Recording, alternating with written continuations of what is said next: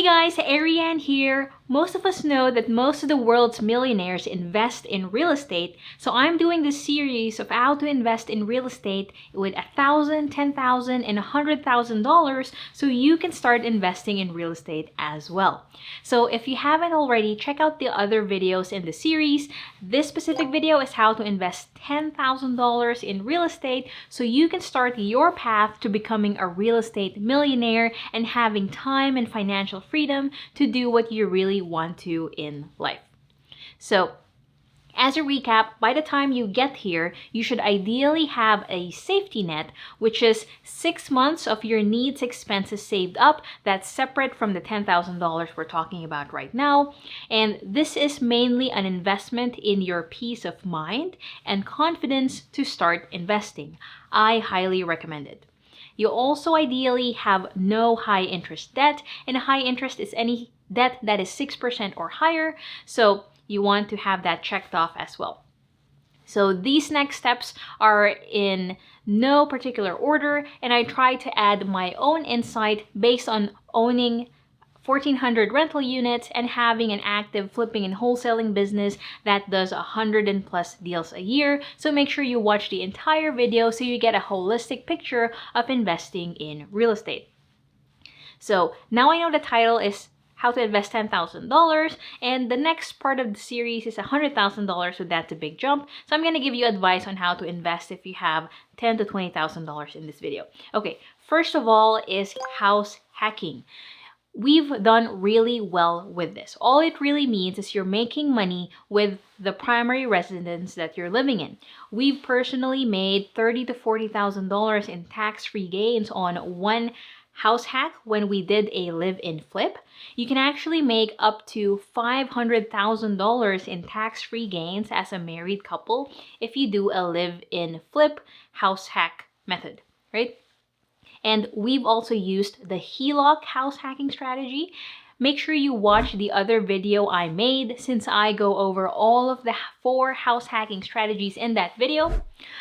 If you are using house hacking as a means to make it, turn it as a rental, ideally you want to shoot for a minimum of an 8 to 10% cash on cash return. But what usually happens, because you have such a low down payment on a house hack and you can pull out more money with a HELOC, usually that return can be a lot bigger and even an infinite return. So that's a great place to start investing. Number 2, buy your own rentals. So you can pick long-term or short-term rentals, right? Long-term rentals are the typical rental you think of, where you buy a house, put a tenant in there, they stay there for a year or more. Short-term rentals are more like Airbnbs, right? So you buy a house, furnish it, put it on Airbnb, and either you manage it or I recommend having a separate vacation rental property manager. That's what we do with the one short-term rental we have. The main thing to remember here is to take into account all of the numbers. Check out my other video on rental property investing, where I even give you a calculator you can use so you can make sure that you're getting the cash on cash return you want. Now, typically people shoot for at least an 8 to 10% cash on cash return when they invest in buying their own long-term or short-term rentals, but obviously you can do much better than that depending on how well you buy the property. So you buy the property at a good price, you can get a better return, or you manage the property well, you're a great asset manager and you just make sure the expenses are pretty tight. So that's also a good way to boost your cash on cash return. I also highly recommend using the BRRRR strategy to turn the initial $10,000 to $20,000 you're going to use to buy that first rental property into several rentals and a lot more equity and cash flow in a few years. Watch this video to see how to do that.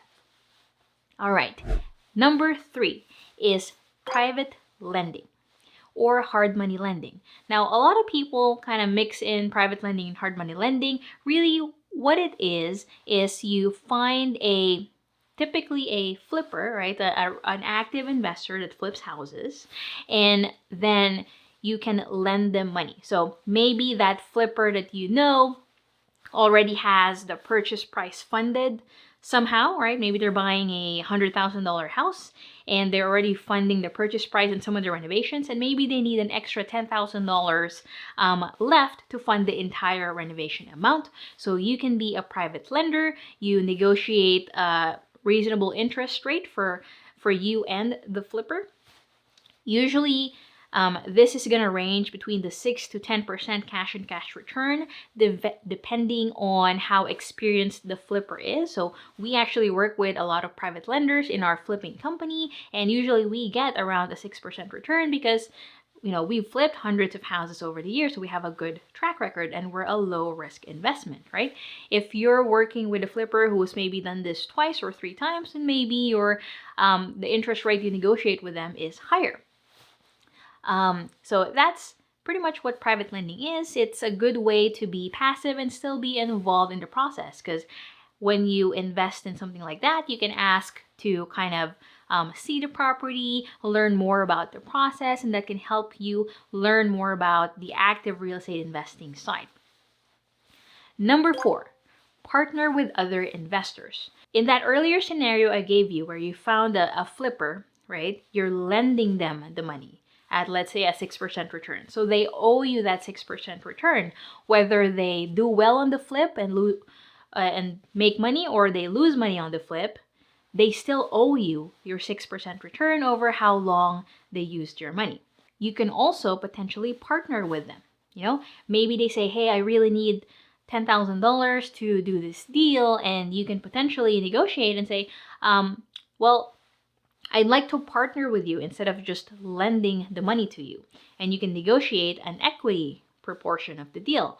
Now, there's pros and cons, right? The pro is if the deal goes really well, you could potentially get more than a 6 to 10% cash and cash return.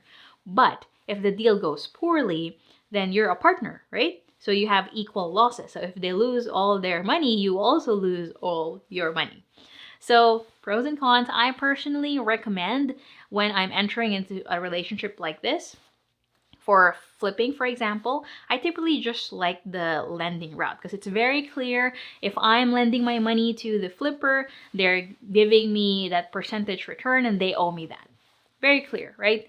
In the same way, the other direction, like when we're working with private investors, typically I just like negotiating that return. That way there's no extra stuff involved, because sometimes it just gets complicated. I just like it. It's cleaner, but it's also an option. You can also partner. Number 5, it's active income. You can potentially start a real estate investing business. Now, I just want to make sure that you understand that this is not the traditional investment where it's a passive thing, right? This is starting a real estate investing business is trading time for dollars. This could be good for you if maybe you don't like your job or your current business and you want to switch to a real estate investing business. But if you do like your job and you don't want to quit anytime soon, then this isn't really for you. One of the real estate investing businesses is wholesaling. This is essentially marketing to get a discounted property under contract and selling the right to buy that property to another investor for a fee. I made a whole separate video about that, so recommend you checking that out here on the card up above. I recommend wholesaling for people who love talking to people and are good at sales. Now, there's another type of real estate investing that's active, which is flipping houses.